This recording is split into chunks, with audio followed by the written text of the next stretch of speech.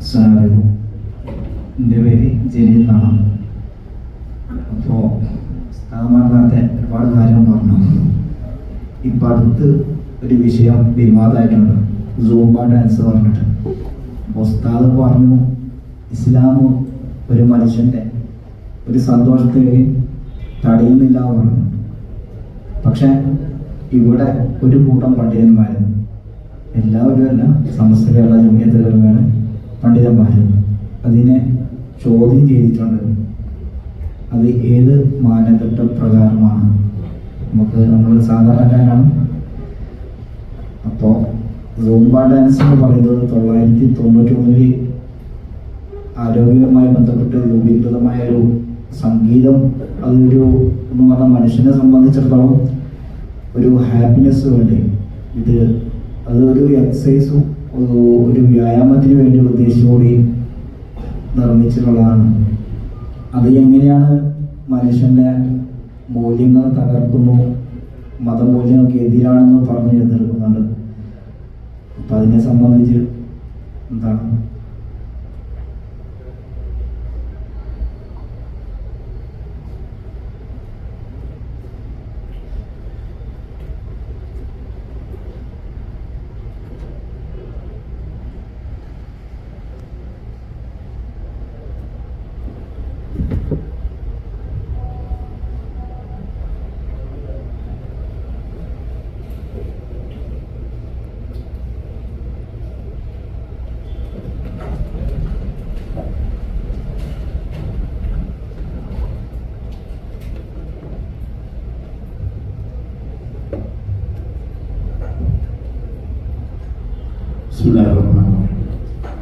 Zumba dance അനുവദിക്കുകയില്ല എന്നതാണ്.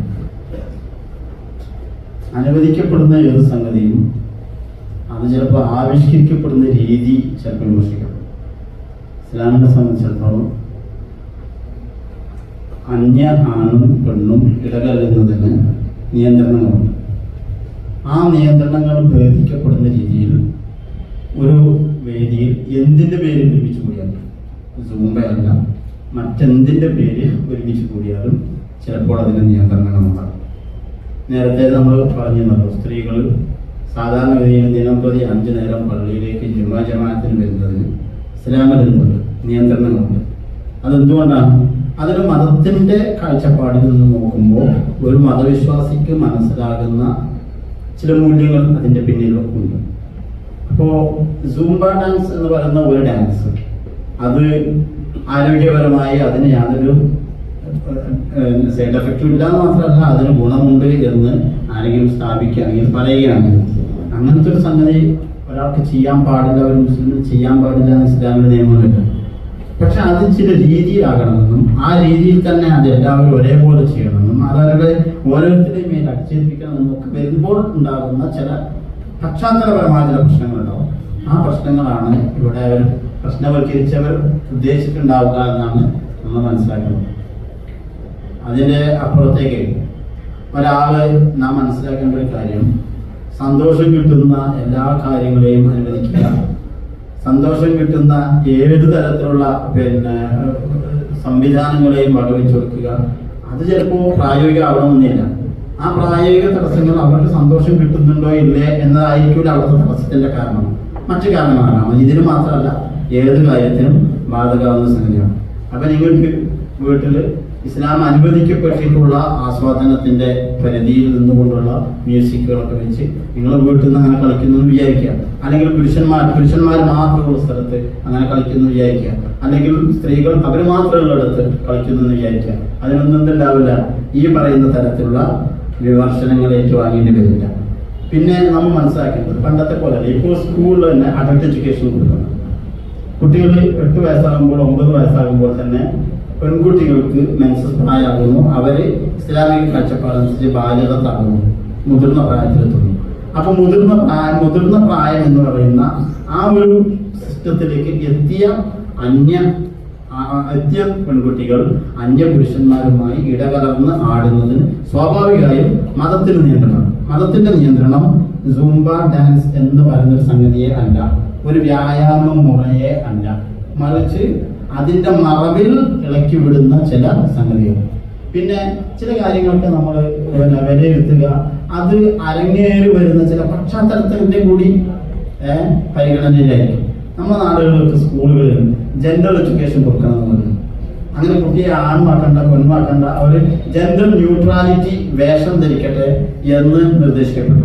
അങ്ങനെ ഓരോരോ സംഗതികൾ കൊണ്ടുവരികയും അതിൻ്റെ തുടർച്ചയായിട്ട് ഇങ്ങനൊരു സംഗതി കൊണ്ടുവരികയും ചെയ്യുമ്പോൾ സ്വാഭാവികമായിട്ടും അതിൻ്റെ അജണ്ട, അതിൻ്റെ പിന്നിൽ മറ്റു അജണ്ട ഉണ്ടോ എന്ന കാര്യം ചർച്ച ചെയ്യപ്പെടും. അതിൻ്റെ ഭാഗമായിട്ടായിരിക്കും ആ വിമർശനങ്ങൾ ഉണ്ടായിട്ടുണ്ടാവുക എന്ന് മനസ്സിലാക്കാം.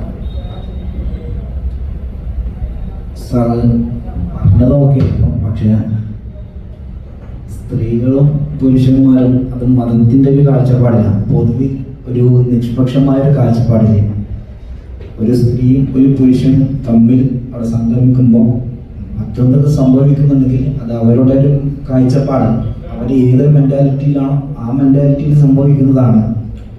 അതുകൊണ്ടാണ് ചിലപ്പം പറഞ്ഞത് പാടില്ല എന്നുള്ളത്. അത് ആ ഒരു മെൻറ്റാലിറ്റി ആകുമ്പോൾ മാത്രമാണ്. അല്ലാത്ത സമയത്തൊക്കെ ഒരു പുരുഷനും ഒരു സ്ത്രീയും ഒരുമിച്ച് ഉണ്ടായാൽ what happens? ഒരു പുരുഷനും സ്ത്രീയും അന്യപുരുഷനും സ്ത്രീയും ഹൽവത്തിൽ ഒരുമിച്ച് കൂടുക, അവർ ഒറ്റക്കാവുക, അതുപോലെ ഈ പറയുന്ന തരത്തിൽ ഏതെങ്കിലും തരത്തിൽ തെറ്റായ ചിന്തകൾക്കും വിചാരങ്ങൾക്കും പ്രചോദനം ഉണ്ടാകുന്ന തരത്തിലുള്ള സാഹചര്യങ്ങളിൽ അവർ ഒരുമിച്ച് കൂടുക, അത് എന്ത് തന്നെയായാലും മതം അതിനെ ബ്ലോക്ക് ചെയ്യും. കാരണം മതത്തിനെ സംബന്ധിച്ചിടത്തോളം പ്രാക്ടിക്കലി നടന്നു കഴിഞ്ഞ ഒരു ഹാം ചികിത്സിക്കുകയല്ല, ഒരു അപകടം ഉണ്ടായി കഴിഞ്ഞതിന് ശേഷം ചികിത്സിക്കുകയല്ല ചെയ്യുന്നത്, അത് ഉണ്ടാകാതിരിക്കാനുള്ള സാഹചര്യങ്ങൾ സൃഷ്ടിക്കുക എന്നാണ് ചെയ്യുന്നത്. കൂടാതെ നിങ്ങൾ സിന ചെയ്യരുത് എന്നല്ല പറഞ്ഞത്, സിനയിലേക്ക് പ്രേരിപ്പിക്കുന്ന സാഹചര്യങ്ങളോട് പോലും അടുക്കരുത് എന്ന് പറഞ്ഞിട്ടുണ്ട്. ഇതൊരു ഉദാഹരണം പറഞ്ഞതാണ്. ഇതേപോലെ തന്നെയാണ് കള്ളുടിയുടെ കാര്യം പറഞ്ഞാലും, നിങ്ങളെ തെറ്റായ വിഷയങ്ങൾക്ക് നിങ്ങളെ പ്രചോദിപ്പിക്കുന്ന ഫ്രണ്ട്ഷിപ്പുകളിൽ നിന്ന് അകന്നു നിൽക്കണം. ആശ്രമത്തിലെത്തുമ്പോൾ ഇന്ന ആളായിരുന്നു, എൻ്റെ ഫ്രണ്ട് ആയിരുന്നില്ലെങ്കിൽ അന്ന് നന്നാവുമായിരുന്നു, ഞാൻ അവൻ്റെ കൂട്ടുകെട്ടിൽ പെട്ടപ്പോഴാണ് ഞാൻ ഇതിൽ പെട്ടുപോയത് എന്ന് അവർ ഖേദിക്കുമെന്നാണ്. അപ്പോൾ ഈ കൂട്ടുകെട്ടിൻ്റെ കാര്യത്തിലായാലും മറ്റേത് സാമൂഹിക ദുരന്തത്തിന്റെ കാര്യത്തിലായാലും അതിലേക്ക് വാതിൽ തുറക്കുന്ന സിസ്റ്റം എന്താണോ ആ സിസ്റ്റത്തിനെ ബ്ലോക്ക് ചെയ്യുക എന്നുള്ളതാണ്. രോഗം വന്നിട്ട് ചികിത്സിക്കുകയല്ല, രോഗം വരാതിരിക്കാനുള്ള പ്രതിരോധങ്ങളെ ആവിഷ്കരിക്കുക. അതാണ് മതം ചെയ്തത്. ഇവിടെ ഒരു പക്ഷേ നിങ്ങൾ പറയുന്നത് പോലെ സ്കൂളിലെ മുഴുവൻ കുട്ടികളും ഒരുമിച്ചായിരിക്കും. പക്ഷേ ഞാനാണെങ്കിലും നിങ്ങളാണെങ്കിലും ഒക്കെ നമ്മൾ നിന്ന് ആടുകയും ചാടുകയും നൃത്തം ചവിട്ടുകയും ഒക്കെ ചെയ്യുമ്പോൾ നമ്മുടെ ശരീരത്തിലെ നിമ്നോന്നതകൾ പ്രകടമാവുകയും അത് ഇളകി ആടുകയും ഒക്കെ ചെയ്യും. ഏതെങ്കിലും ഒരാളുടെ കണ്ണിലെങ്കിലും ഓരോരുത്തരുടെ മനസ്സ് നമുക്ക് കൺട്രോൾ ചെയ്യാൻ പറ്റുമോ? മനസ്സ് കൺട്രോൾ ചെയ്യാൻ പറ്റുന്ന ഒരു സിസ്റ്റം നമ്മുടെ കയ്യിലില്ല. ഏതെങ്കിലും ഒരാളുടെ കയ്യിലെങ്കിലും ഒരാളുടെ മനസ്സിലെങ്കിലും അതുകൊണ്ട് തെറ്റായ വിചാരം ഉണ്ടാകുന്നുണ്ടെങ്കിൽ അതിന് സാധ്യത കാണുന്നിടത്ത് ഇസ്ലാം അത് പാടില്ല എന്ന് പറയും. അത്രയേ ഉള്ളൂ. അതിൻ്റെ അപ്പുറത്തേക്ക് അതിന് വേറെ താല്പര്യങ്ങളില്ല. നല്ലൊരു കുടുംബാന്തരീക്ഷത്തിൽ നിന്ന് പറയുമ്പോൾ കുട്ടിയായിരിക്കുമല്ലോ ഒരു വിദ്യാർത്ഥി. അവൻ വരുന്നത്, അവൻ നല്ലതാവുന്നത് മോശമാവുന്നത് അവൻ്റെ ഒരു സോഷ്യൽ ഇടപെടൽ, അതാദ്യം ഫാമിലിയിൽ നിന്നാണ് വരുന്നത്. അപ്പോൾ അയാൾ അദ്ദേഹത്തിൻ്റെ എങ്ങനെയാണോ അവിടെയുള്ള ഇത് അത് പ്രകാരമായിരിക്കും ഒരു ഭാവിയിലുള്ള ഉസ്താദ് പറഞ്ഞതുപോലെ കൂട്ടുകെട്ട് കൂടുന്ന സമയത്ത് സിനൻ്റെ ഒരു ആ ഭാഗത്തേക്ക് പോവുക, അല്ലെങ്കിൽ ചിന്തകൾ വരിക, അല്ലെങ്കിൽ പ്രേരണ വരിക എന്നുള്ളത്. പക്ഷെ ആ സമയം അതൊന്നും ഇല്ലാത്ത ഒരു നല്ലൊരു സമൂഹത്തിന് വേണ്ടിയാണല്ലോ സ്കൂൾ വിദ്യാഭ്യാസം കൊടുക്കുന്നതൊക്കെ. അപ്പോൾ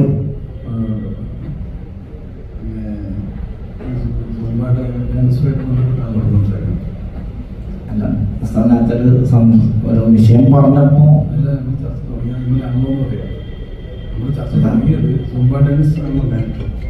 അല്ല, അത് ലിബറലിസം വിഷയം പറഞ്ഞപ്പോൾ അതായിട്ട് ബന്ധപ്പെട്ട് പോയതാണ് ചർച്ച. അതല്ല ഞാൻ പറഞ്ഞത്, സൂംബ ഡാൻസ് എതിർക്കുന്നത് എന്തിനാണെന്നുള്ളതാണ് നമ്മളത്, അതാണ് ചർച്ചാ വിഷയം. അത് ഞാൻ പറയുന്നത് ആ സ്ത്രീ പുരുഷൻ ഇടകലരുന്ന വിഷയത്തിൽ ഇസ്ലാമിൻ്റെ ഒരു പൊതു നിയമത്തെക്കുറിച്ചുള്ള ധാരണ നമുക്ക് ആദ്യം